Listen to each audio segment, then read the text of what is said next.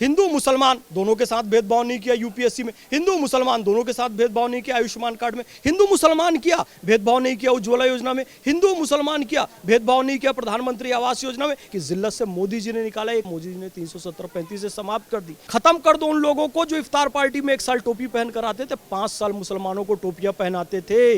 मोदी जी ने टोपी पहनाने की राजनीति खत्म कर दी। मंदिर जब बनती है, आप एक ईंट अपने घर से दे दो, मंदिर जब बन के तैयार होती है कितनी खुशी होती है कि आपकी भी एक ईंट लगी है। देश का प्रधान बने, कितनी खुशी होगी कि एक वोट हमारा भी लगा है नरेंद्र मोदी जी के लिए। रावण वो लोग हैं जो उत्तर प्रदेश की जनता का, देश की जनता का पैसा सैफई में अश्लील नृत्य करवाने में खर्च करते थे। वो तो कम से कम राम मंदिर में खर्च कर रहे हैं, अश्लील नंगा नाच सैफई में नहीं करवा रहे हैं। उन लोगों को शर्म से डूब मरना चाहिए। आप 50 साल सत्ता में रहे, सच्चर कमेटी की रिपोर्ट लेकर आए आप 2006 में। उसके पहले 50 साल सत्ता में कौन था?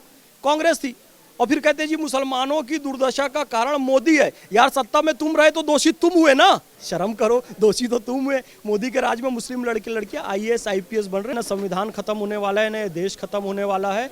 ये देश बहुत ऊंचा है, बहुत ऊपर है, संविधान भी वैसे ही रहेगा। राहुल गांधी डरा रहे हैं, मोदी से क्यों डरे भाई? ना दूरी है ना खाई है, मोदी हमारा भाई है। राहुल गांधी को लेके क्या कहेंगे हम? बस यही कहेंगे आप जो कर रहे हैं भाई बहुत अच्छा कर रहे हैं, लेकिन भड़काऊ काम मत कीजिए।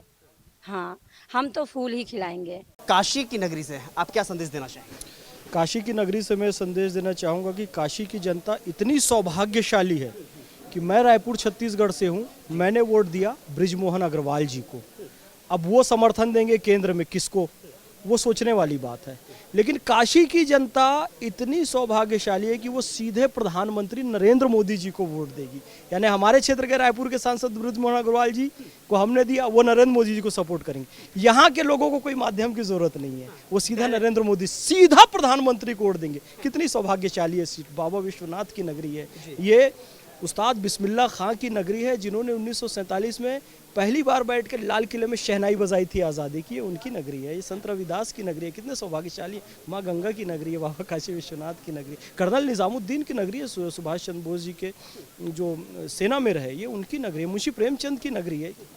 आनंद ही आनंद है। बहुत सौभाग्यशाली है जो हम यहाँ पर आए। यहाँ की जनता उससे ज़्यादा सौभाग्यशाली जो सीधे प्रधानमंत्री चुनेगी।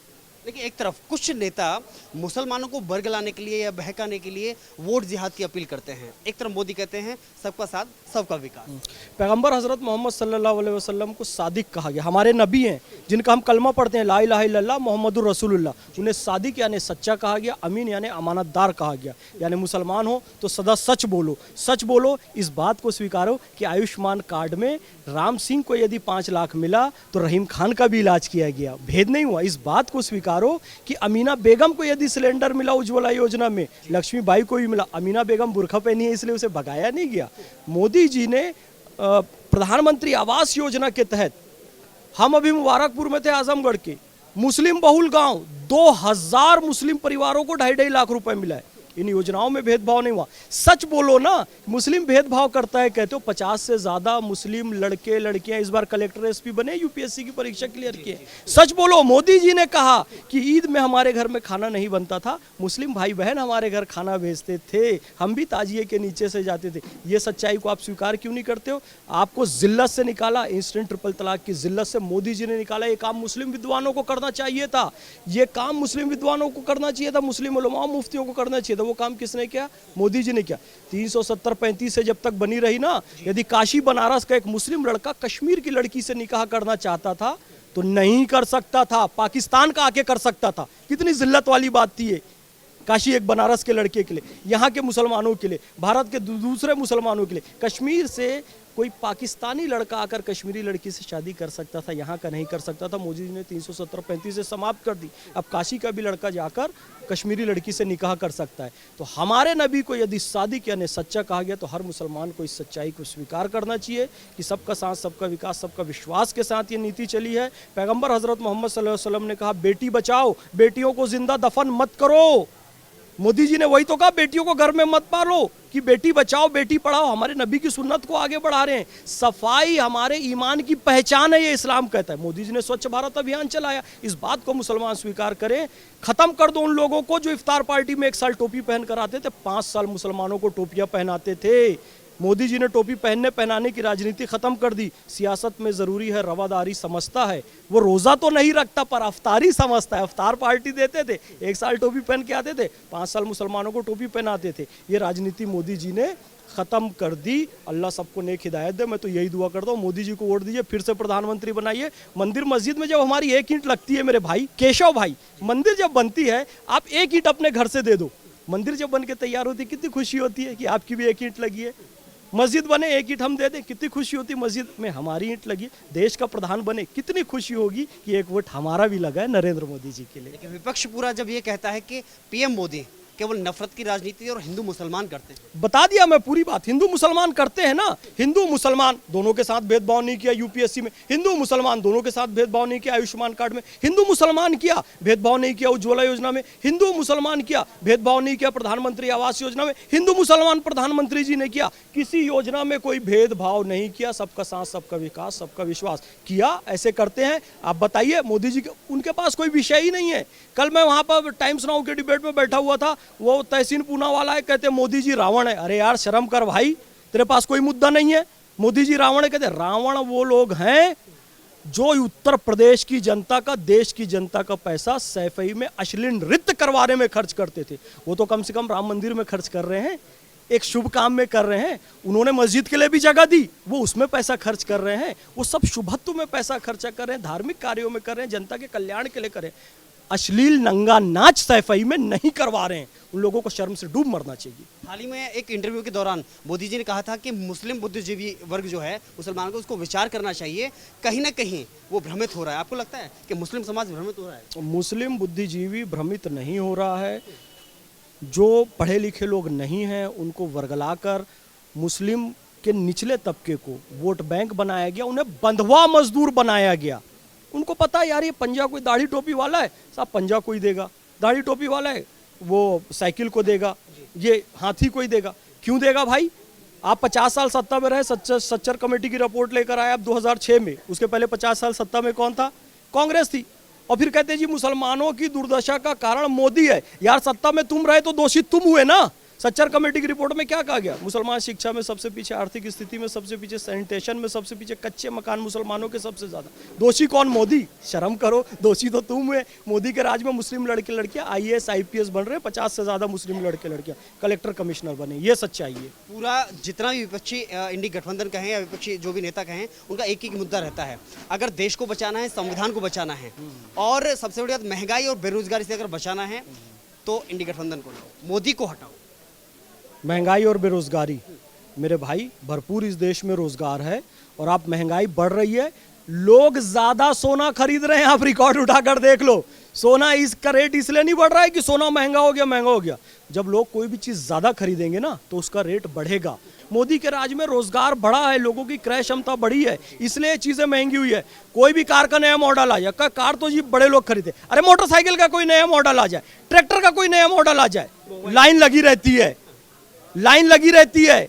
6 महीने बाद मिलेगा जी। क्यों 6 महीने बाद मिलेगा? यानी कि लोगों की क्रय क्षमता बढ़ी है, लोगों के पास अधिक पैसा आया है, लोगों का रोजगार अधिक बढ़ा है। हाँ, जो चाहते हैं कि केवल हमको सफेद टाई और कोट पैंट ऐसे वाली नौकरी चाहिए, नहीं जी। कौशल भारत, कुशल भारत, अपना कौशल सीखो, रोजगार कमाओ, ये मोदी जी का कहना है।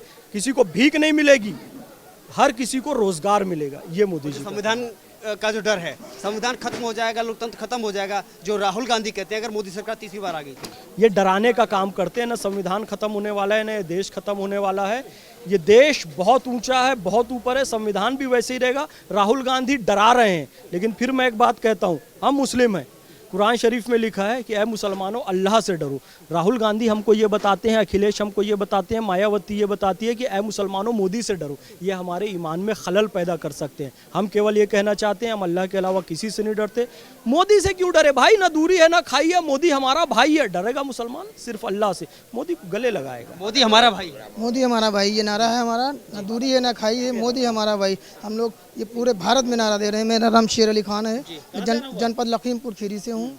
वही लखीमपुर खीरी जहां मंत्री पर किसानों को कुचलने का आरोप गृह राज्य मंत्री हमारे लोग मतलब जो है लोकसभा सांसद हैं जी। और जो लगाया गया है उनके बेटे पे आरोप, वो निराधार है। राहुल गांधी कहते हैं कि मोदी बायोलॉजिकल पैदा न हुए हों, लेकिन भगवान ने भेजा है अडानी अंबानी की सहायता के लिए। नहीं, ऐसा कुछ नहीं है। राहुल गांधी कह रहे हैं वो बिल्कुल गलत है, निराधार है। वह देखिए, मुसलमानों का अगर जो भी आज हाल है वो कांग्रेस की सरकार में रहा है। कांग्रेस की सरकार जब तक रही है, 67 सालों ने अन्य दलों की सरकारें रही हैं, 50 साल कांग्रेस ने सरकार राज किया है, मुसलमानों का बुरा हाल है। 10 साल से जब से नरेंद्र भाई मोदी जी आए हैं तो मुसलमानों का सम्मान हुआ है, सबका साथ सबका विकास पे, आइडियोलॉजी पे काम हुआ है और मुसलमान सुरक्षित है। मुसलमान को बराबर का हक मिल रहा है। जनधन योजना हो, प्रधानमंत्री योजना हो, उज्ज्वला योजना हो और आपकी किसान सम्मान निधि हो, सारे योजनाओं में बराबर का हक मिल रहा है। कोई भी भेदभाव नहीं किया गया है और आज हम सीने ठोक के कह रहे हैं कि भारत के अंदर मुसलमान सुरक्षित है। भारत के अंदर मुसलमान को सम्मान जो मिला है अन्य दलों ने, अन्य पार्टियों ने अभी तक नहीं दिया था। एक तरफ इन्होंने कहा ना कि देश में मुसलमान सुरक्षित है, कहते हैं कि अगर मोदी आ गए तो देश खतरे में आ जाएगा, संविधान खतरे में आ जाएगा, लोकतंत्र खतरे में आ जाएगा। बहुत सारा संविधान का या मुसलमानों का डराना बहकाना, ये सब बेफजूल की बात है।